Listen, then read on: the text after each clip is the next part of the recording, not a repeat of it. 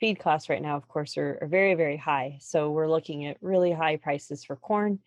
And so naturally, what our producers want to do is, of course, find alternatives. We use a lot of dry distillers grains in the United States, and we do use them quite frequently in gilt developers. But when we take distillers grain into the diets, we pull out soybean meal. And again, we feed a lot of synthetic amino acids. And so I think it's really interesting, the conversation about genistein, because we know that genistein exists in soybean meal. Certainly different soybeans have different levels, and different products have different levels.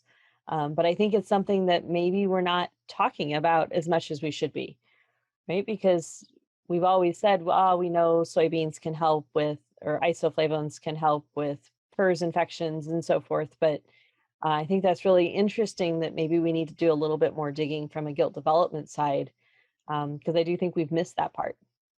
Yep, I learned something. I learned how to pronounce genistein. I always said genistein. Yes. Nobody ever told me. So genistein, I will try to remember that. That's how I pronounced it. That was actually my master's work. So I don't. We don't know who's yeah. right.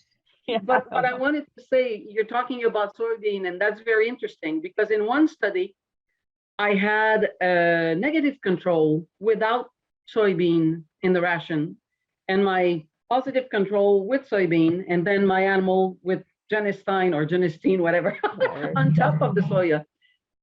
And just the fact of having soybean in the diet was not enough to stimulate mammary development.